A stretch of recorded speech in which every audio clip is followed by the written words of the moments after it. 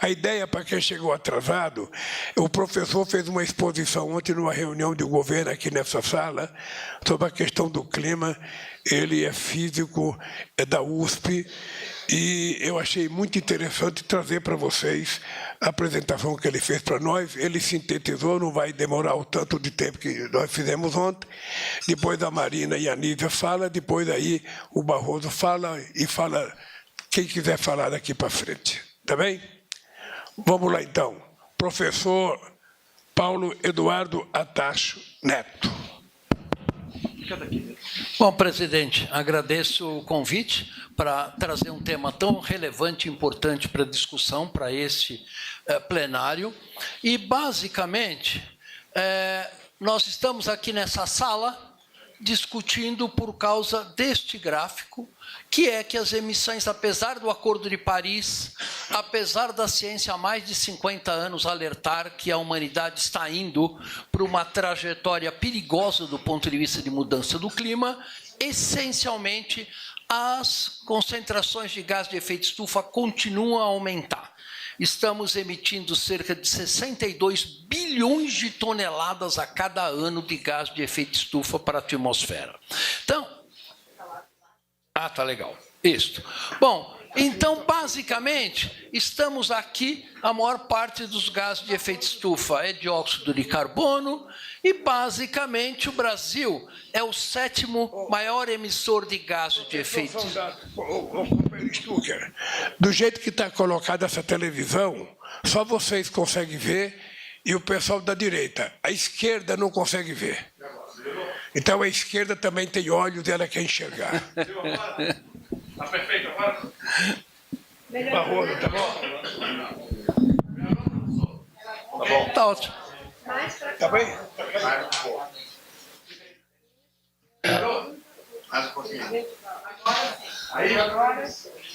Aí, a imprensa vem um pouquinho para a direita. Bom, vamos lá, gente. Então, basicamente, no Brasil, 48% de nossas emissões estão associadas com o desmatamento e cerca de 27% adicionais são emissões da agropecuária. O vice-presidente Alckmin, ontem, me perguntou sobre esses números, de onde saem os números das emissões brasileiras, né? Eles saem deste relatório da UNEP, chama-se UNEP Gap Report, né?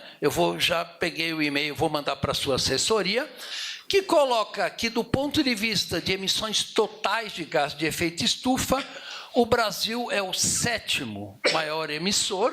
Do ponto de vista de emissões per capita, o Brasil é o 4º maior emissor. Então, nós temos, sim, culpa no cartório, nós somos, sim, um dos 10 maiores emissores de gás de efeito estufa, com a responsabilidade pelo que a gente está observando. E quanto ao futuro? O painel intergovernamental de mudanças climáticas, que eu faço parte, faz projeções para o futuro do clima do nosso planeta de acordo com vários cenários de emissões.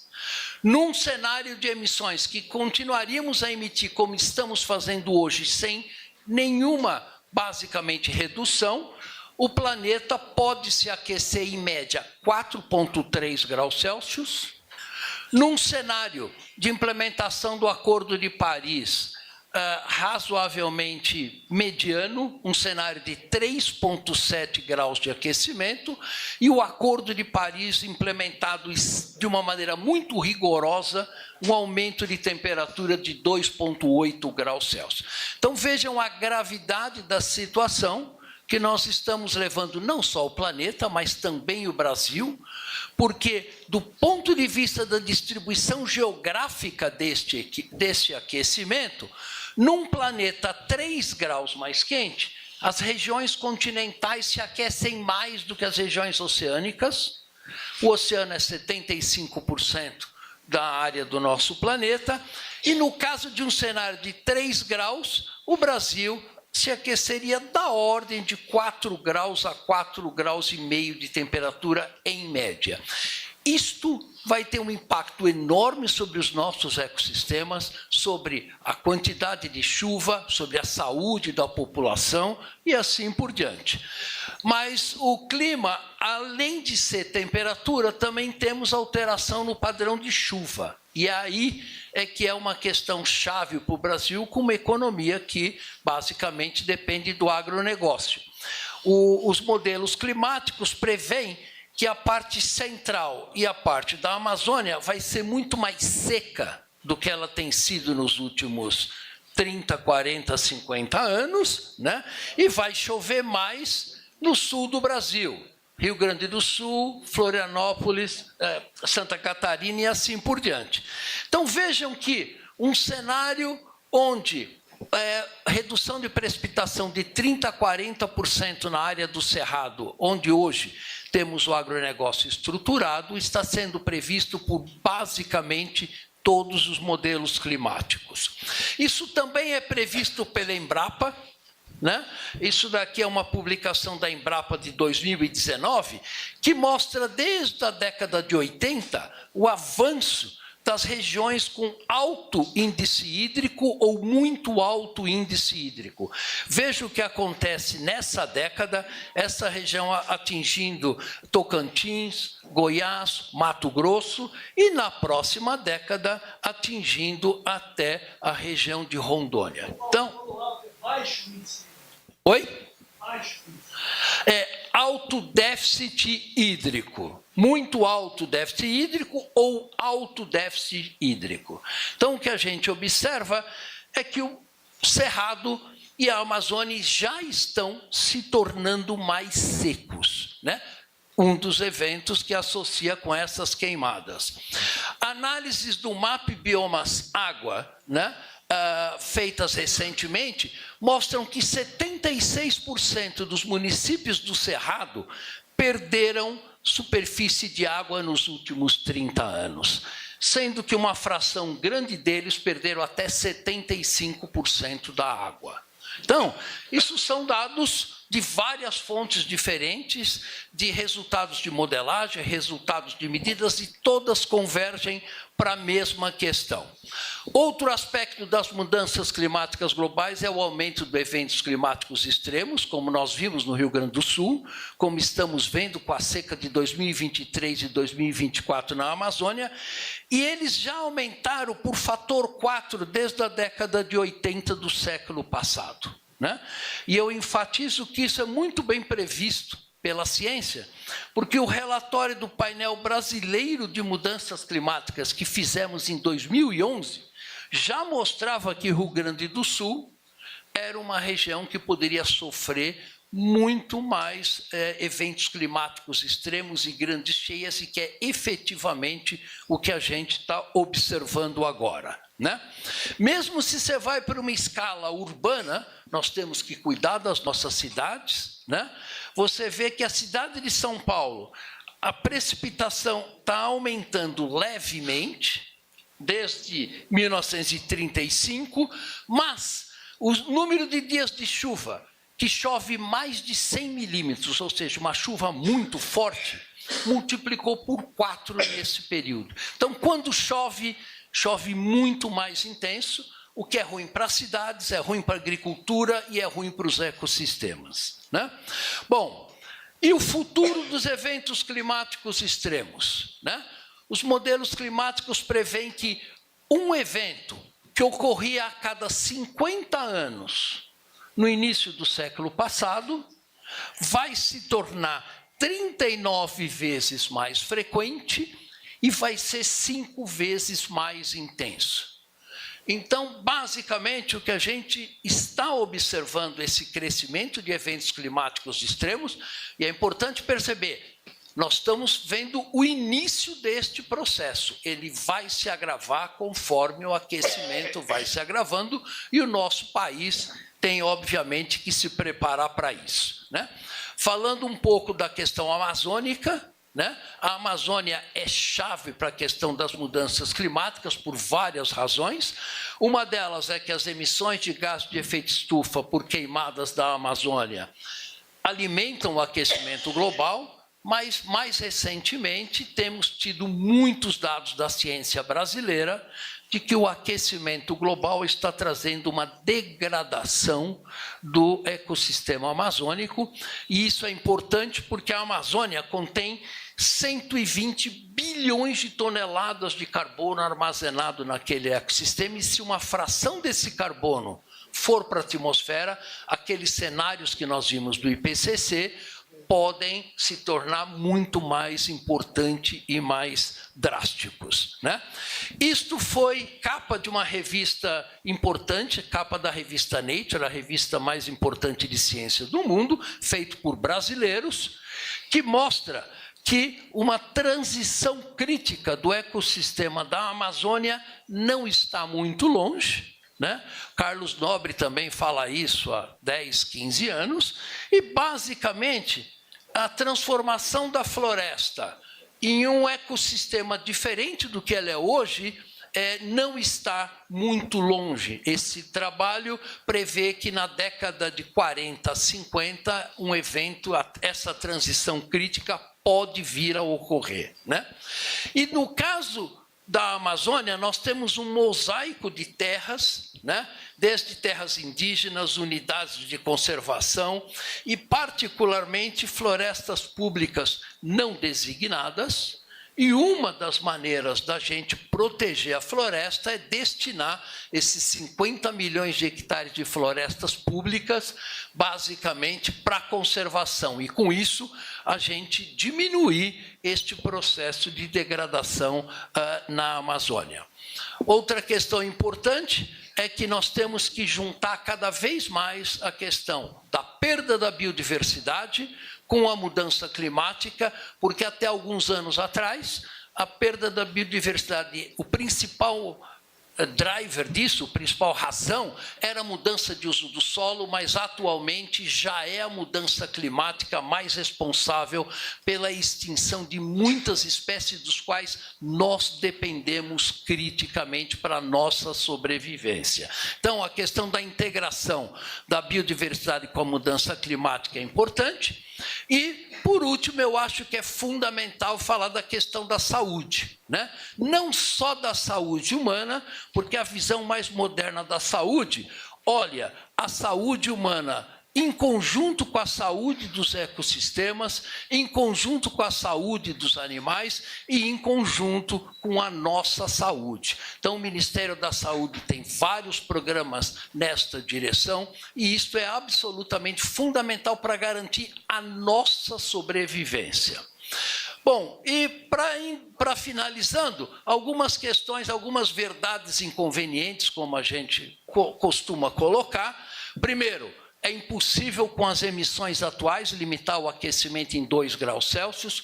2024 vai ser o primeiro ano que nós vamos ultrapassar o objetivo do Protocolo de Paris, que é limitar em 1,5 graus, e limitar a 2 graus vai ser impossível. A gente está indo para uma trajetória de aumento de 3 a 3,5 graus ao longo desse século. Quando isso vai acontecer exatamente, vai depender do nosso esforço de reduzir emissões ao longo das próximas 2 ou 3 décadas. Importante saber que regiões tropicais como o Brasil vão ser as regiões mais fortemente impactadas pela mudança climática, né? Então, a mudança climática não vai afetar a Suécia, a Noruega, Canadá ou o Brasil igualmente. Os países tropicais vão ser os mais prejudicados, incluindo nós. A saúde humana e a saúde dos ecossistemas vão ser fortemente impactados, isso não há hoje qualquer dúvida em relação a essa questão. Em relação à perda de biodiversidade, a gente vai extinguir milhares de espécies ao longo deste século. E, por último, produzir alimentos para cerca de 10 bilhões de pessoas em 2050, nesse clima em mudança, não vai ser uma tarefa trivial para a humanidade como um todo, né?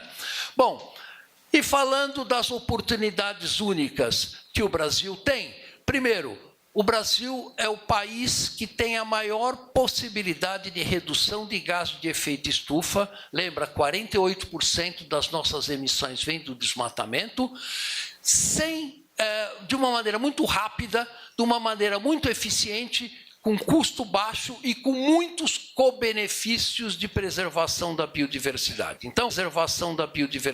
Então, a gente deveria aproveitar essa oportunidade. A gente também tem um potencial de geração de energia solar e eólica que nenhum outro país sequer chega perto da gente, né? Compara com a Alemanha, compara com os Estados Unidos, nós temos uma vantagem estratégica extraordinária nessa questão. Nós temos um programa de biocombustíveis, que é único no nosso planeta, extremamente eficiente, né? E a gente tem um potencial de sequestro de carbono com geração de renda para a população desfavorecida do nosso país, através de um mercado de carbono que beneficie a população local, que também pode trazer ou contribuir muito para a erradicação da pobreza no nosso país. Mas nós também temos vulnerabilidades importantes. Uma delas é a economia baseada no agronegócio, que, como vocês observaram, e é muito claro, pode não ser realmente tão competitivo ou tão viável já nos próximos anos, e a gente tem que estruturar um futuro para o nosso país que seja menos dependente do clima em mudança e menos dependente da produção de alimentos. A gente tem importante geração de eletricidade, que depende da chuva, ou seja, depende do clima, né? Então, a gente viu nos últimos dias que estamos começando a startar termoelétricas, porque o nosso hidroeletricidade está com déficit. A gente tem 8.500 quilômetros de área costeira que são vulneráveis ao aumento do nível do mar. O nível do mar está previsto para aumentar alguma coisa da ordem de 1 metro a 1,5 metros ao longo deste século. Isso vai afetar todas as nossas cidades costeiras, e o Nordeste brasileiro, que era uma região semiárida, pode vir a se tornar uma região árida. Então, isso é uma preocupação que o Brasil tem que começar a pensar hoje para ações para as próximas décadas nessa direção.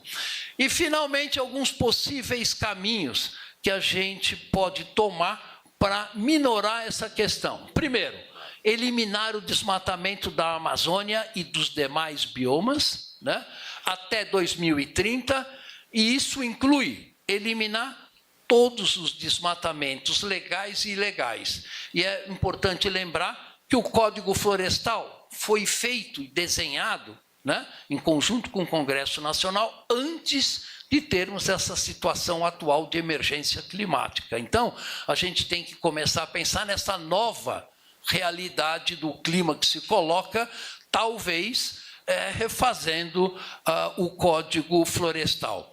Temos que, obviamente, como o presidente Lula colocou, ter ações efetivas no combate aos crimes ambientais, em particular na Amazônia.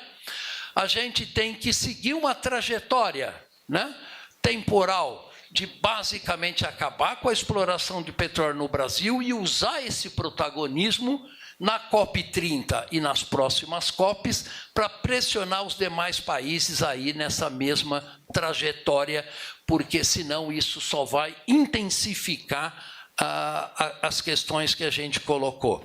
E a gente pode acelerar a transição energética com investimentos maciços em energias renováveis, como geração solar e eólica, biomassa, produção de hidrogênio verde, e tornando o Brasil um líder mundial em energias baratas e sustentáveis. Isso é um cenário absolutamente viável e nenhum outro país tem tantas oportunidades que nem a gente. E, obviamente, acelerar o programa de agricultura e pecuária de baixo carbono, que a Embrapa está fazendo e que é absolutamente necessário para o país, né?